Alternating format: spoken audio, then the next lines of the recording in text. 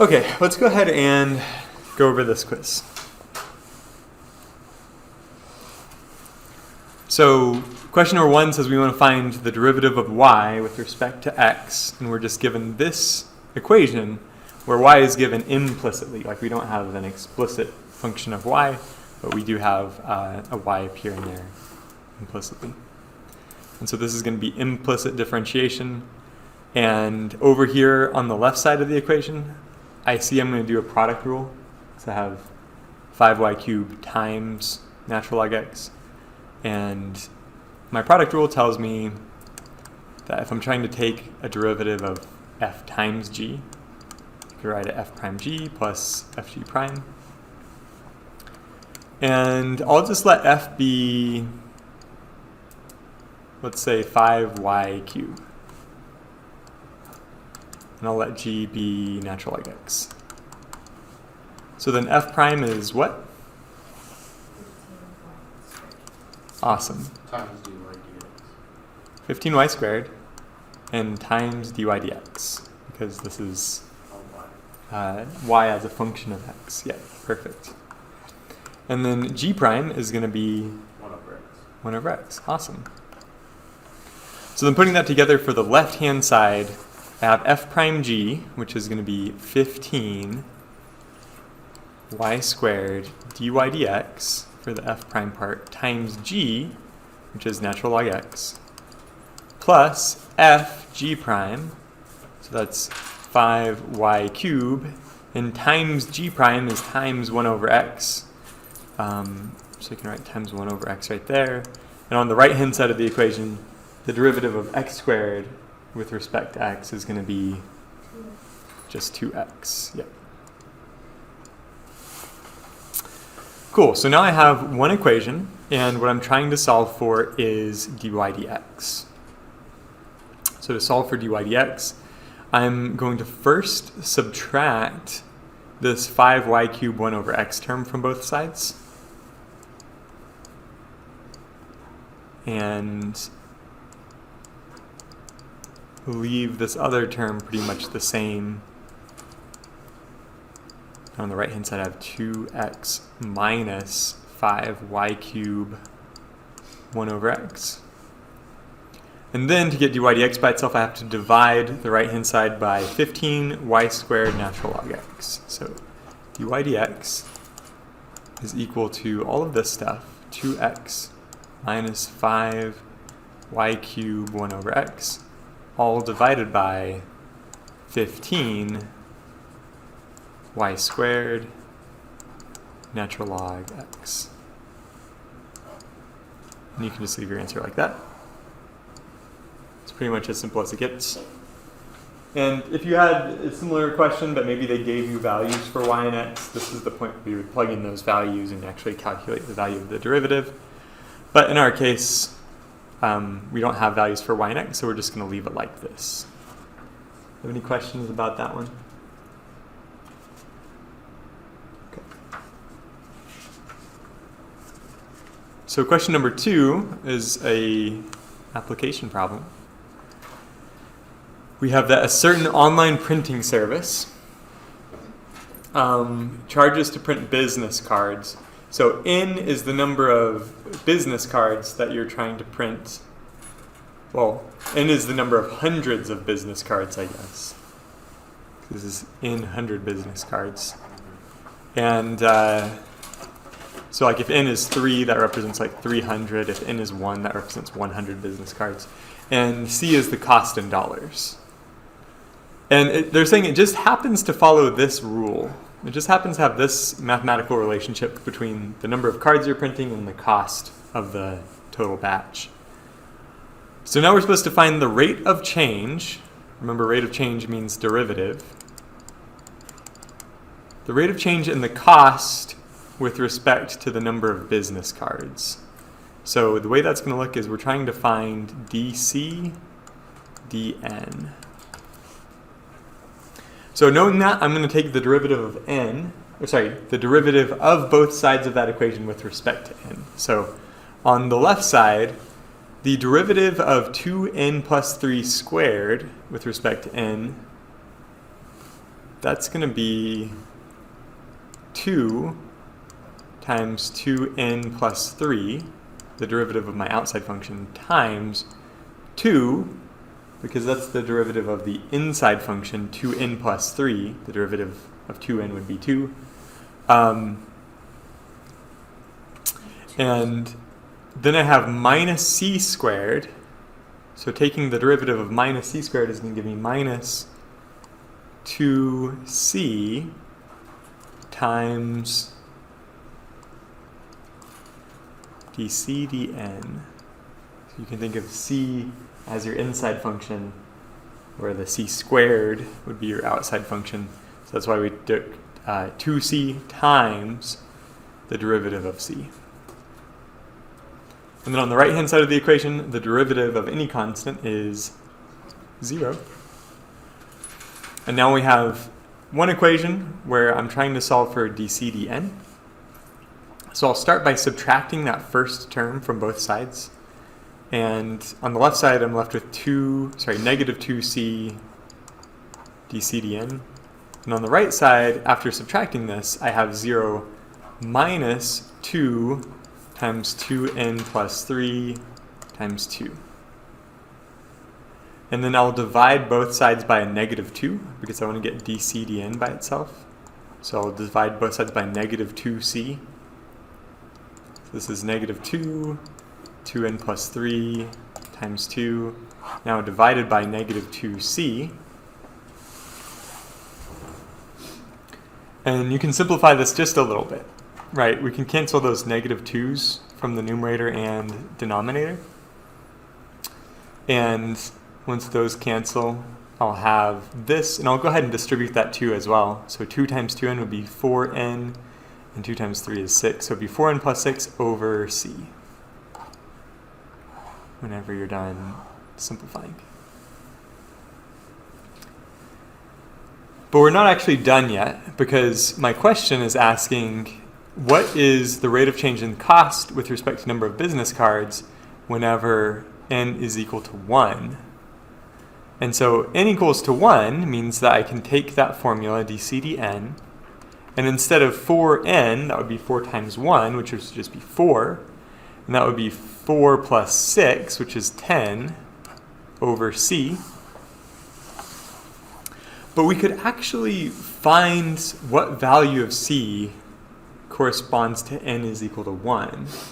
2. We can actually fill in what is that value of c by using our original equation.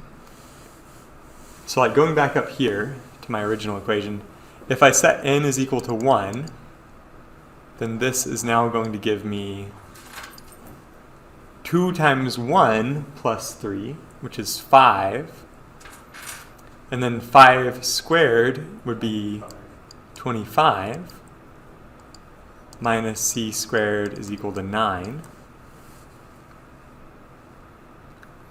So in the next step, I'm going to add c squared to both sides and subtract 9 from both sides. So 25 minus 9 leaves me with 16. And then adding c squared to the right-hand side gives me 16 is c squared. So that must mean c is what? 4. Cool. So this final answer here to my whole problem, dc dn, whenever my number of business cards is 100 business cards I'm trying to print, the cost is going to be 10 divided by 4, which is 2.5, I guess. $2.50 to print 100 business cards. I don't know. Sounds almost reasonable. So, any questions about this one?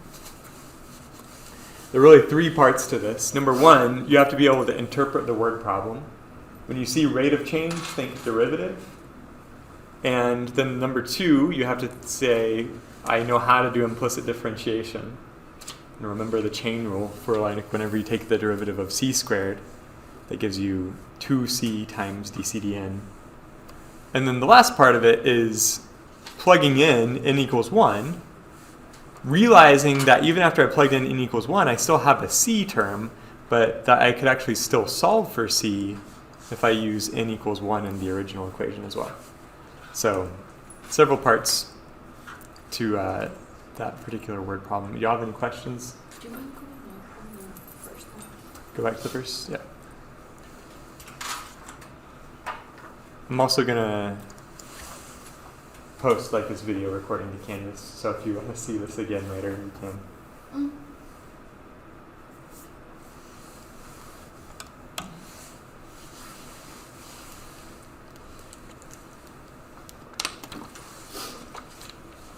And then the topic today, section 12.5, is about related rates.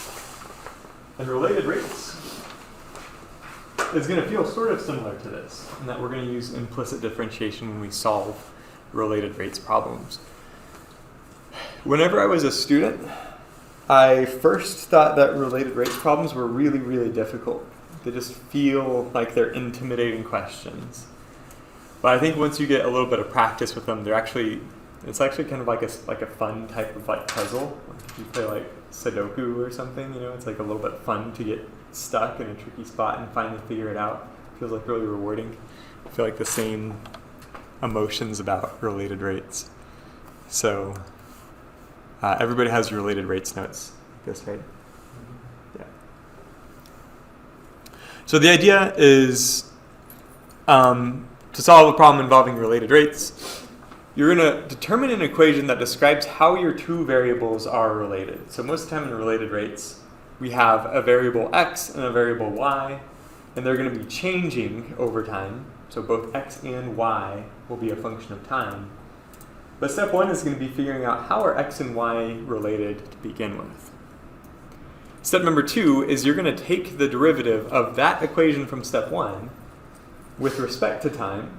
So this is the implicit differentiation step, because x and y are a function of time, and we're taking the derivative of that relationship with respect to time, so you're going to see that implicit differentiation pop up. And then number three, you're just going to use algebra to rearrange your result to actually solve for whichever rate you're looking for. And so I have lots and lots of examples in the packet of application problems. Like in example 1, it says you have a 10-foot ladder and it's leaning against a wall. The top of the ladder is touching the wall at a point y feet above the ground. And I'm just going to start drawing a picture because this is going to be helpful.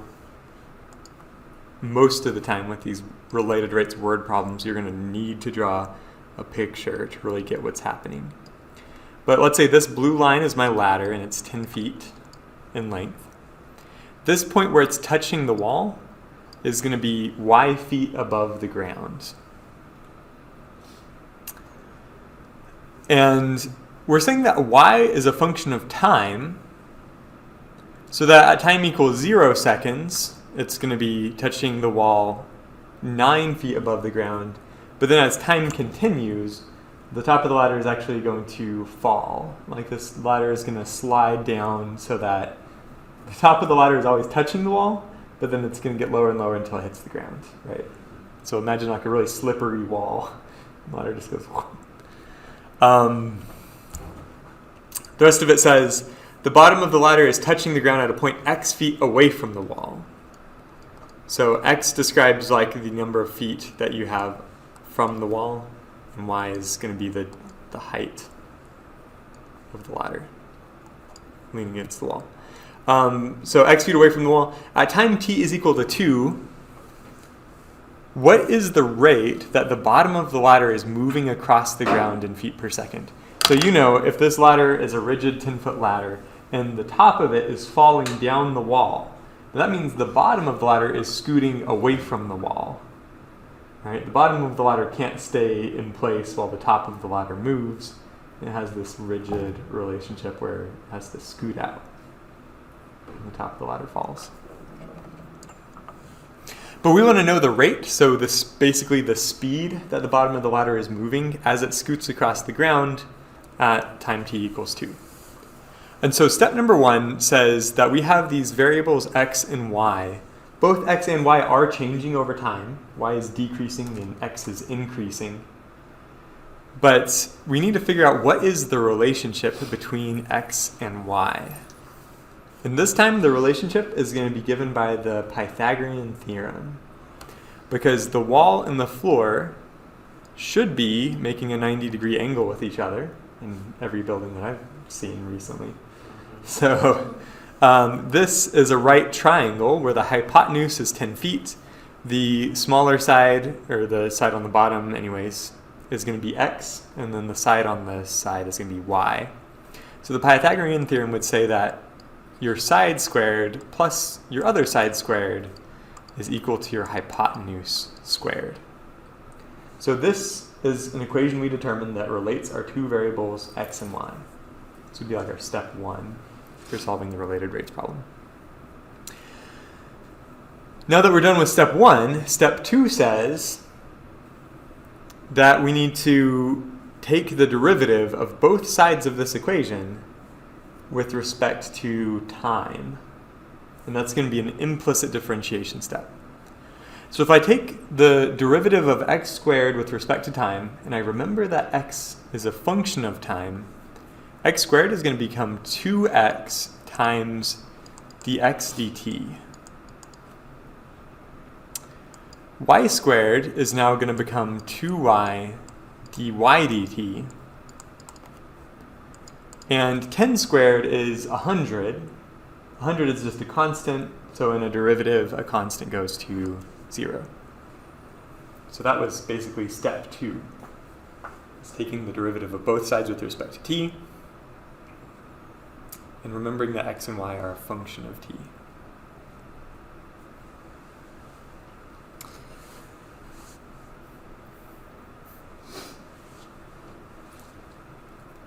Okay. What our question is asking is, what is the rate that the bottom of the ladder is moving across the ground? And the rate that the bottom of the ladder is moving across the ground, that is going to be a change in the bottom ladder position on the ground, so dx. And of course, a rate means it's happening over time. So we're talking about the ratio of the change in the x position with change in time. So this is the derivative of x with respect to t. And that's good because we already have a dx dt in this equation. So what we're trying to solve for to answer this question is dx dt.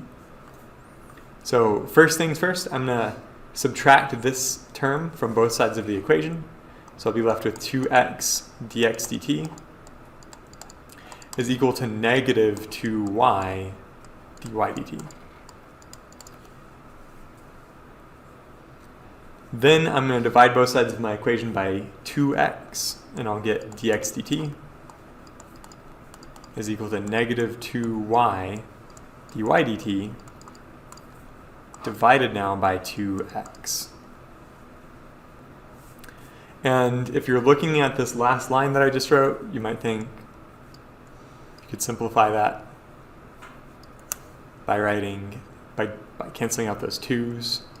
And so this is dx dt is going to be equal to negative y over x times dy dt. And this is what we're trying to find, but we actually want a number. We actually want to say what this rate of change is as a number. And so this is a pretty good, checkpoint. This is really good progress we've made so far. But now we need to know what is y, what is x, and what is dy dt whenever t is equal to 2. That's what the question is asking about, t equals 2 seconds.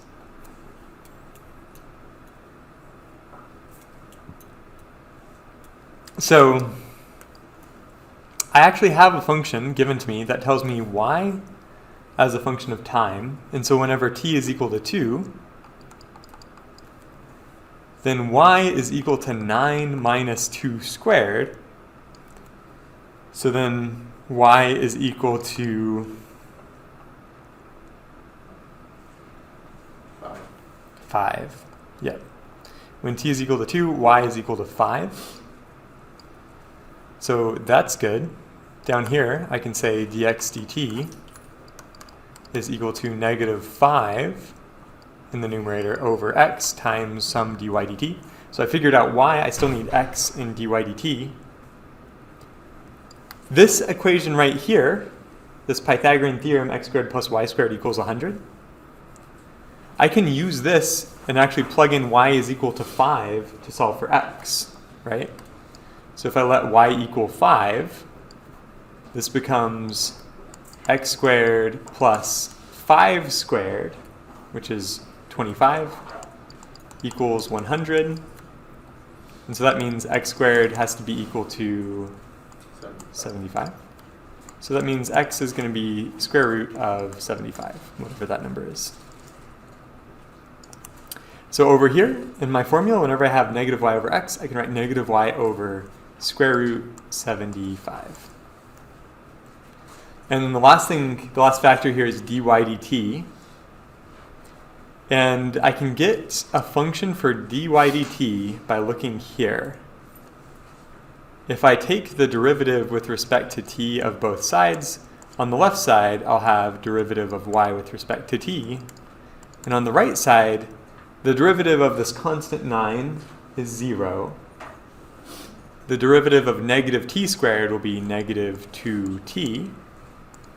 And if I let t be 2 seconds, then negative 2 times 2 is going to be negative 4. So my dy dt is going to be negative 4. And now I have everything I need to solve. That square root 75 is 3 times 25. So it's like 3 times 5 squared. So you can pull a 5 out of the square root radicand and write 5 square root 3, and then times negative 4. The 5's cancel, and to rationalize my denominator, I'll multiply by root 3.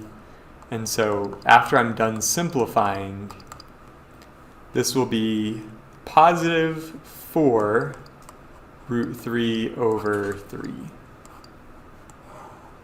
That would be the rate at which the bottom of the ladder is moving across the ground.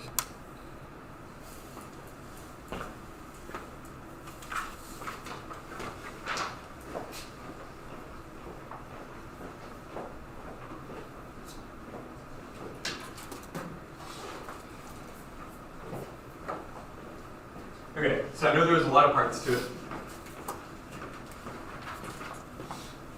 I'm going to recap what we did, and if you have a question, let me know, because like I said, I knew it was complicated. What happened to my... Sometimes this pen stops working. These just seem like really invested problems. Yeah, and it's entirely possible that if like you have an exam over related rates and you have this problem, it's really possible that you might feel like you got stuck. Like you might feel like you hit a dead end and you don't know what to do next. So it really takes some critical thinking. Go back and reread the problem, see if there's any details you haven't used yet. You know, you've got to sort of put on your little detective hat and really think hard about these. There's not so much a straightforward procedure for these as there is with like a lot of other math questions. You know, I can't tell you a formula that you can apply for these that's going to get you the right answer. These are actually challenging questions. Like I said, it's kind of like a difficult puzzle. If you actually figure it out, then it makes you feel really good about yourself. So will this be a 2-question test? If you wanted to, that's like a lot riding on 2 questions though. My steps for solving a related rates problem, 1, 2, 3. Number 1, I'm determining an equation that describes how my 2 variables are related to each other.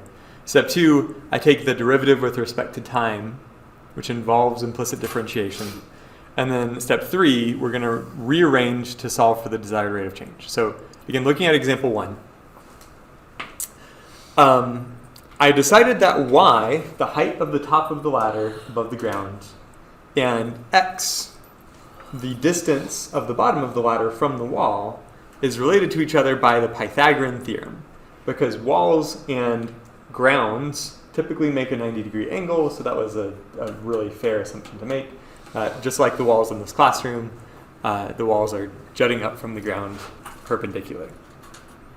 So that's why we wrote this right here. That's why we wrote this formula, x squared plus y squared equals 10 squared. That's just the Pythagorean theorem.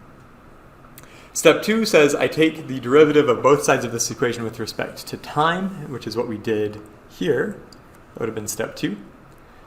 And then step 3 was basically us solving for dx dt explicitly as a function of x, y, and dy dt.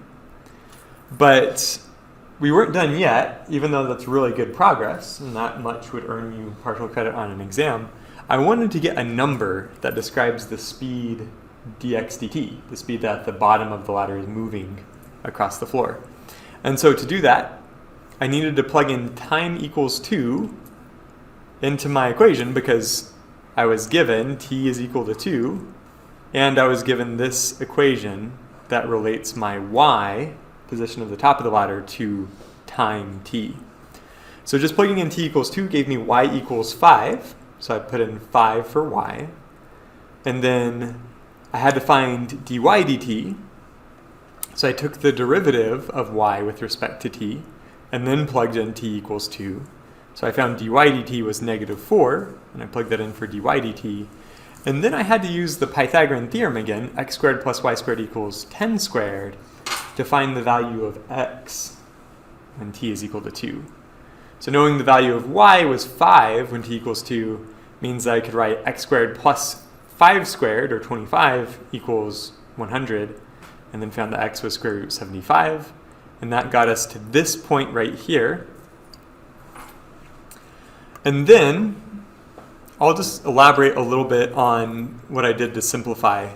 When I see square root 75, I know that 75 is 3 times 5 times 5, because it's 3 times 25. So I can rewrite this as 3 times 5 squared. And since I'm taking the square root of 5 squared, by the way, you can always separate a radical if you have like multiple things multiplying inside the radical. Since I'm taking the square root of 5 squared, that's like 5, again, times square root 3.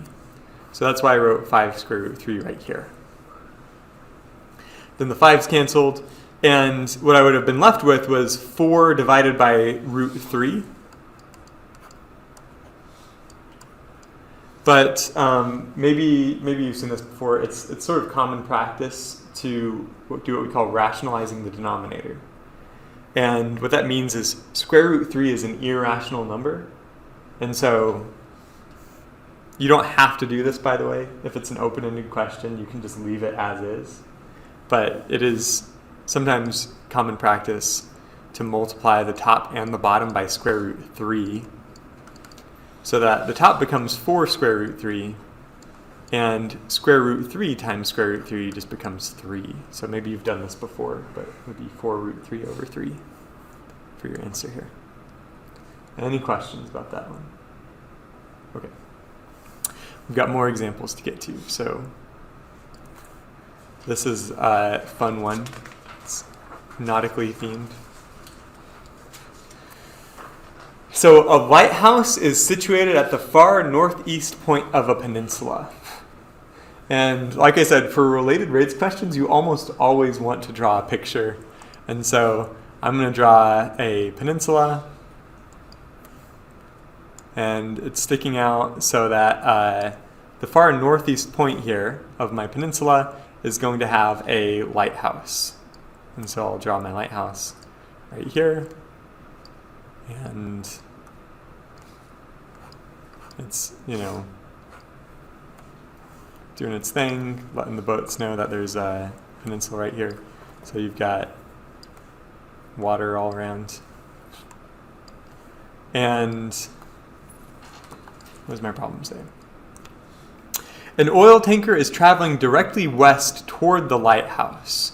And so we've got some tanker, really large boat, heading directly west. I've drawn my map intentionally so that this is never eat sour or watermelon. So it's heading directly west toward the lighthouse. And he's traveling at a speed of 15 miles per hour. A freight barge is traveling directly north away from the lighthouse at a constant speed of 10 miles per hour. So I didn't leave enough room for my barge, but imagine this is my barge right here, and it is traveling north at a speed of 10 miles per hour. So it's the first paragraph. This is the picture of the first paragraph of my word problem. Second paragraph says, let x represent the distance between the tanker and the lighthouse. So this distance here from the base of the lighthouse out to the tanker, this is going to be x. And we're going to let y represent the distance between the barge and the lighthouse. This is y. And we're going to let z represent the distance between these two ships. So between the barge and the tanker, this distance is z. Find the rate of change of z, which is the distance between the ships, in miles per hour whenever x is 4 miles. So we're saying the tanker is 4 miles away from the lighthouse, and y is 3 miles. So we're saying the barge is 3 miles away from the lighthouse. And again, what the question is asking is, find how quickly the distance between the ships is changing. It might be that the ships are getting closer together over time. It might be the ships that are getting farther apart over time. But in any case, we want to find the rate at which the distance between the ships is changing. So step number 1 of a related rates problem is going to be to discover or find what equation relates my variables. And my variables here are x, y, and z. Does anybody have any ideas for what equation might relate these variables? Pythagorean Theorem again. So we have a ship traveling directly west towards the lighthouse, and a barge traveling directly north away from the lighthouse. So that means their paths, the paths of the ships, make a 90-degree angle to each other. Just like this north and east are at 90 degrees. So I sort of have this right triangle here, and that means that x squared plus y squared is equal to z squared. Step number 2 means I need to take the derivative of both sides with respect to t. So again, like before, this is going to become 2x dx dt plus 2y dy dt. And on the right-hand side of the equation, this is different from before because I don't have a constant anymore. What is the right-hand side now? 2z. 2z dz dt. Now, what my problem is asking me for is how quickly is the distance between the ships changing? That would be dz dt, the change in the distance with respect to time. So I can actually isolate that pretty easily. I just have to divide both sides by 2z. Yep. And I get dz dt is equal to 2x dx dt plus 2y dy dt, all divided by 2z. And maybe you recognize that I have 2's in each of my numerator terms and a 2 in the denominator, so I can actually get rid of those. And I have that my solution will be x dx dt plus y dy dt divided by z. Okay, I want to get a number for dz dt. I don't just want to leave it like this, although that's good progress so far. My x value is given to me in my problem. X is 4. My y value is given to me in my problem. Y is 3. So x is going to be 4 and y is going to be 3, but I still need to find those rates and I still need to find what z is. So dx dt, well, what do you think dx dt is? 4. Wait, no. 4. X is 4. What is dx dt?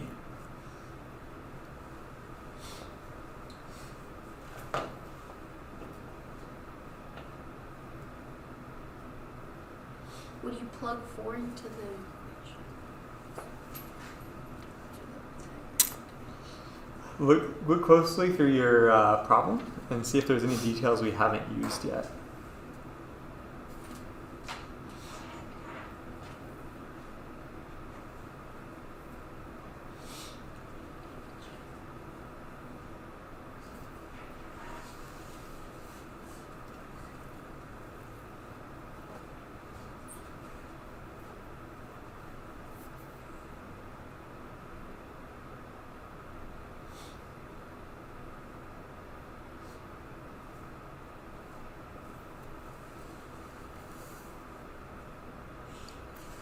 So dx dt would be the distance between the tanker and the lighthouse, wouldn't it? Would it be 4 over 15? So, to remind you, x is going to be the distance between the tanker and the lighthouse, and x is 4. But dx dt is going to be the rate of change in the tanker from the lighthouse, the rate of change of that distance, right? So would you use the 15 miles per hour? We will use the 15 miles per hour. So the tanker is moving toward the lighthouse at 15 miles per hour. And so since it's moving toward the lighthouse, that distance is shrinking. X is getting smaller over time. And so dx dt is going to be negative because it's shrinking over time. And it's going to be 15 because that's the rate at which it's shrinking. So we say dx dt is negative 15 because of this. Because it's moving toward the lighthouse at 15 miles per hour. That tells me that dx dt is negative 15. And while we're up here in the problem, what can I glean from this? What does 10 miles an hour away from the lighthouse tell me about dy dt? It's 10 miles an hour. Yeah, it'll be positive 10 because the distance between the barge and the lighthouse is increasing at 10 miles per hour. So remember, a derivative with respect to time means like a rate of change. In our case, it means the speed of the boats because the speed of the boat is what's changing the distance between them and the lighthouse. So we have dx dt is negative 15, dy dt is 10. So dx dt negative 15 and dy dt is 10, right? Okay, the last thing that we need in the denominator here is z. And if we have this equation right here, x squared plus y squared equals z squared, what is going to be my value of z?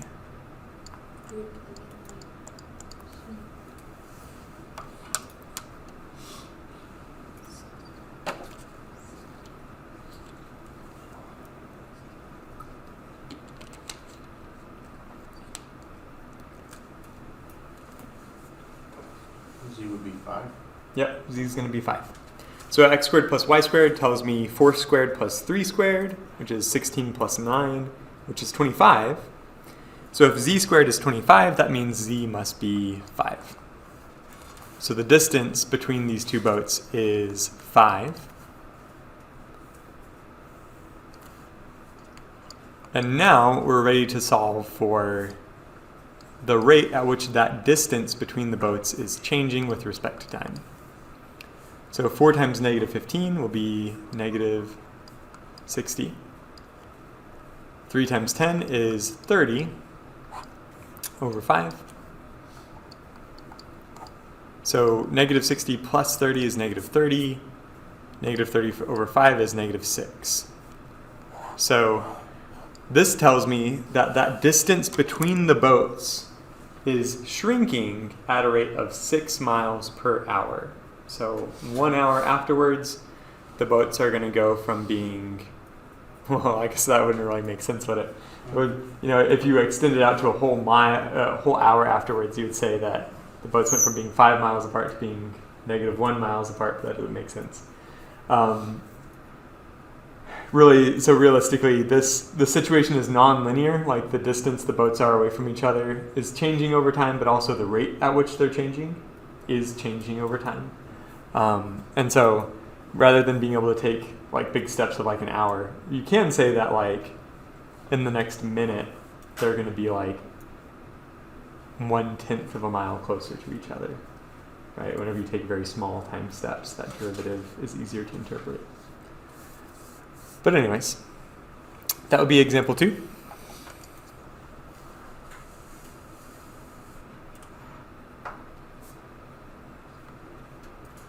trying to find,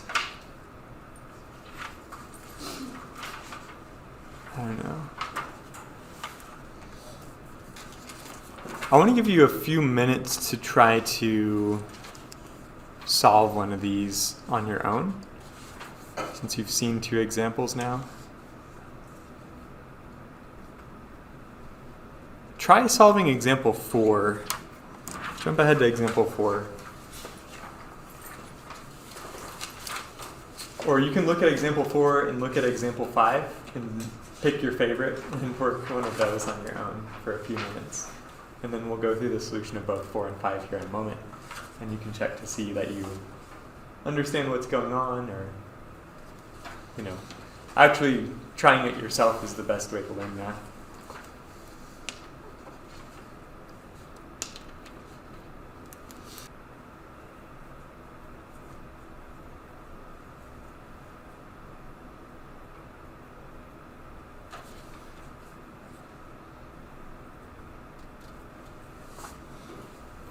Okay, we've got, I think, 20 minutes left in class, so let me go ahead and show you the solutions for example 4 and 5. Example 4 says you have a spherical balloon. So I'm going to try to draw a sphere. Okay, that was really bad. You have a spherical balloon where the radius from the center of the balloon out to the side of the balloon is 10 centimeters. And air is going into the balloon at a rate of 25 cubic centimeters per second. So cubic centimeters is going to be a measure of volume, and per second means it's a change in volume over time.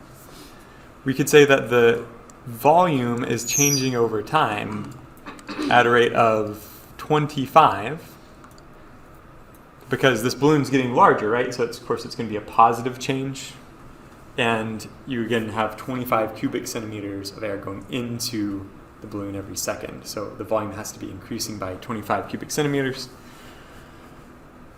The question asks, how fast is the radius of the balloon change whenever the radius is 10 centimeters? So, as you inflate a balloon, the radius of the balloon is going to grow, obviously, right? So the radius is going to be growing, and what we're trying to find is how fast.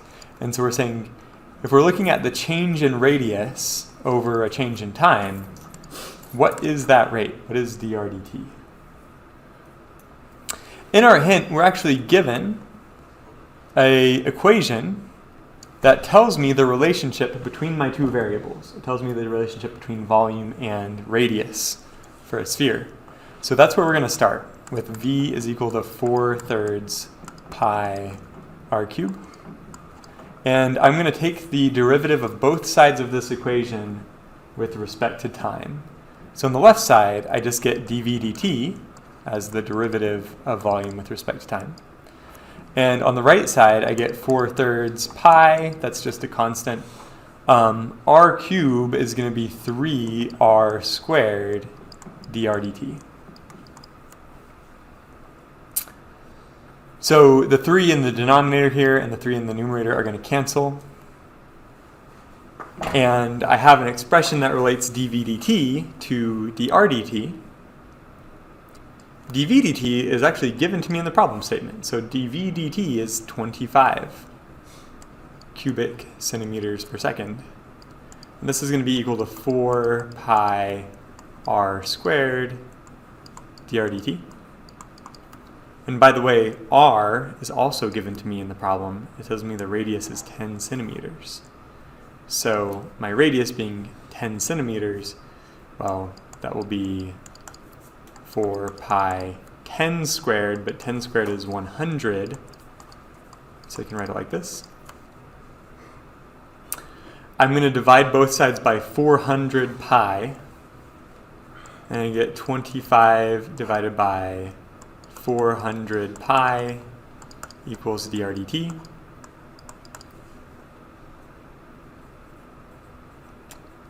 And you could simplify by dividing top and bottom by 5, and that would give you 5 over 80 pi. I guess you could divide top and bottom by 25.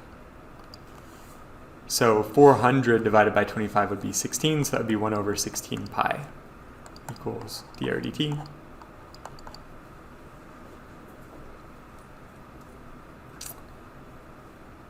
And pi is 3-ish. So 16 times 3-ish is like 48-ish, plus a little bit more because pi is a little bit more than 3. So this is approximately equal to like 1 over 50. Or 1 over 50 is 2 over 100, so that's like 0.02 centimeters per second.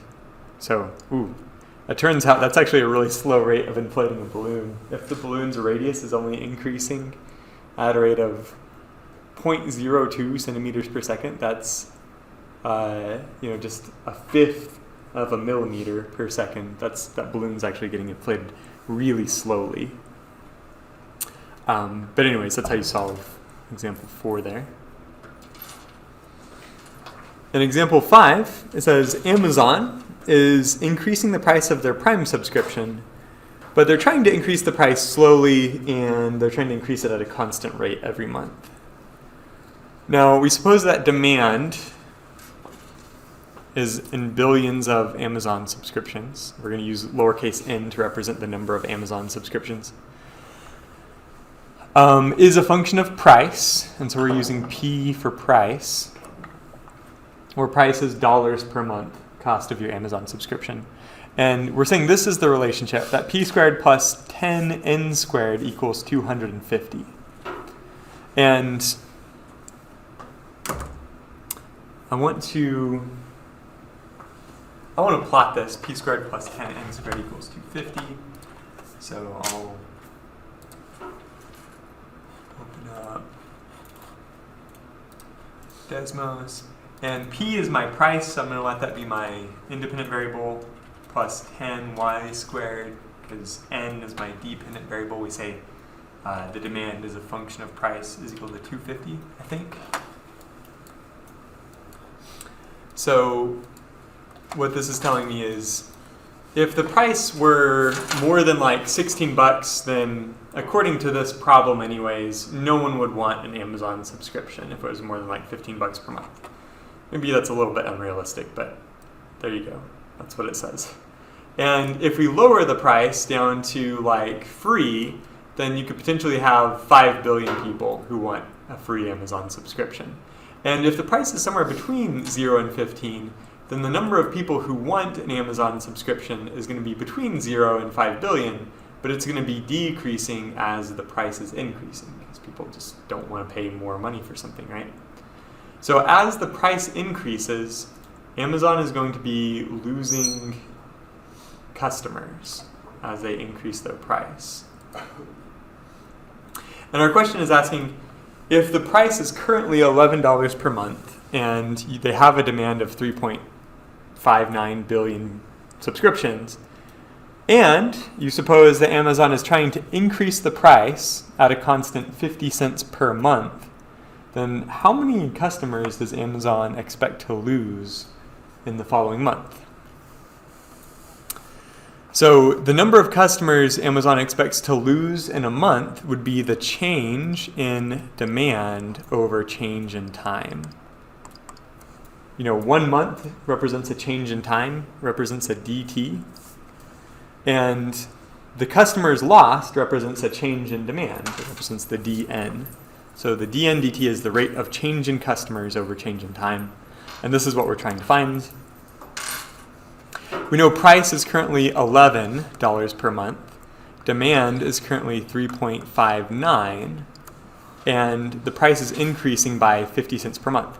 So how do we represent 50 cents per month as a price increase? Well, a price increase is a change in price over per month says a change in time. So a month is a change in time. So this is our dp dt is 50 cents. And I can represent 50 cents as 1/2. It's half of a dollar. So we write dp dt is equal to half because of that price increase rate. So we have this equation given to us as the relationship between price and demand. And what I'm supposed to do is take this and differentiate both sides with respect to time.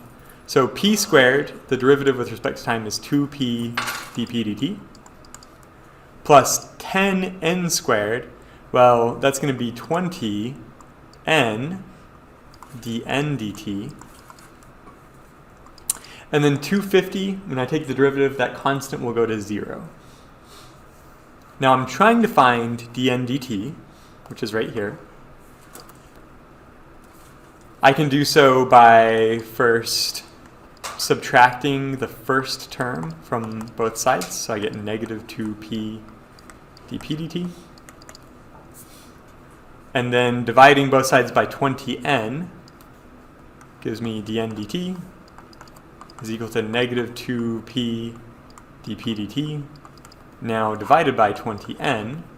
I can simplify this just a little bit and say, well, that 2 in the numerator and the 20 in the denominator could just leave a 10 in the denominator instead. And so this is my formula. And now if I just plug in p dp dt and n, I can calculate dn dt. So p is 11, n is 3.59, and dp dt is 1/2. So I'll take this over here. Right, dn dt is going to be equal to negative p, which is negative 11, dp dt, which is 1/2, over 10 times 3.59. So I write dn dt is equal to, well, half of 11 is 5.5. And 10 times 3.59 is 35.9. And if you had a calculator, you could put that in, do 5.5 divided by 35.9, and take the negative of that. And that's the change in demand over time. So that change in demand over time, if it's negative, tells you that you're losing customers. Of course, that makes sense if you're raising your price, that you're losing customers. And then that dn dt is going to tell you how many customers per month that you're losing at that time. And that's the answer we're trying to find here. Any questions about these examples 4 or 5? So really the best advice I can give you for preparing for your exam Thursday is that you're gonna have to work examples of implicit differentiation on your own to practice, and you have to practice related rates because they're not easy problems, they're difficult problems. And like attending a math lecture is sort of like watching an NBA player shoot free throws. Like there's a lot you can learn from watching a professional basketball player shoot free throws, like how they hold the ball, what the ball looks like, where they release it, what do they do with their knees, what do they do with their feet, etc. But if you were going to be given a test over shooting free throws and you just watch people shoot free throws, you never go out and practice yourself shooting free throws, then when your test comes around, you're probably going to miss all of your free throws. So anyways, my advice is definitely take some time to practice these questions because it's going to be super important. Y'all have any questions for me before we end class today?